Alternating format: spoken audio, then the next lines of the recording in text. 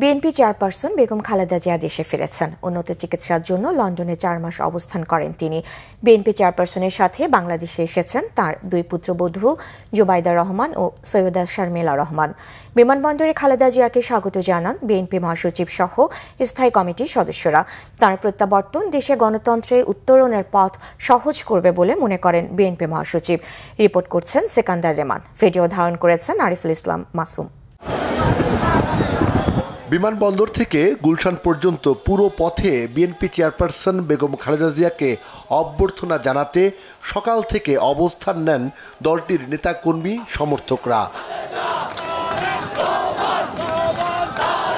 আপসহীন নেত্রীকে এক নজর দেখার আকুতি নিয়ে তীব্র গরম উপেক্ষা করে ঘন্টার পর ঘন্টা অপেক্ষায় থাকেন তারা। অনেক বেশি আনন্দের।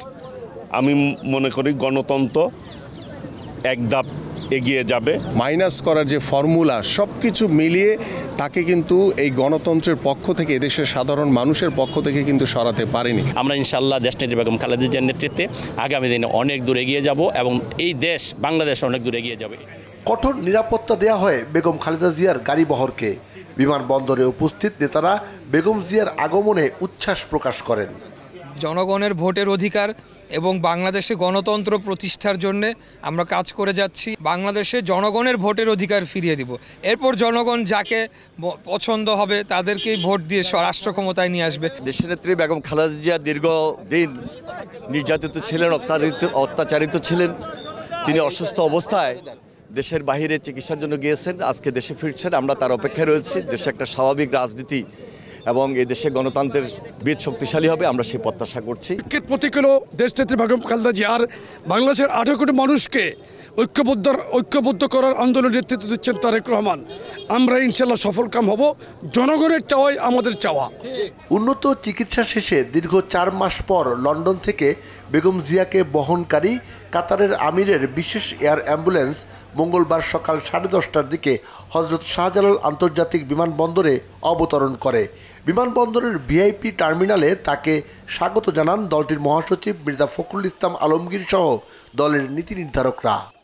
জাতির জন্য আজকে একটা আনন্দের দিন এবং আমরা আজকে গণতন্ত্রের উত্তরণের যে সময়টুকু, এই সময়ে তার উপস্থিতি আমাদের দেশের জন্য, জনগণের জন্য একটা অত্যন্ত উল্লেখযোগ্য দিক। আমরা মনে করি যে বেগম খালেদা জিয়ার এই উপস্থিতি, তার দেশে ফিরে আসা, এটা আমাদের গণতন্ত্রের উত্তরণের পথকে আরও সহজ করবে। সকাল 11:15টার দিকে বেগম জিয়াকে বহনকারী গাড়িটি বিমানবন্দর থেকে বের হয়। গুলশানের বাসভবন ফিরোজার উদ্দেশ্যে যখন যাত্রা করে তখন বিমানবন্দর ও আশপাশের এলাকায় নেতাকর্মীদের ঢল। দুপুর 1:30টার দিকে বেগম জিয়া তার গুলশানের বাসভবনে প্রবেশ করেন।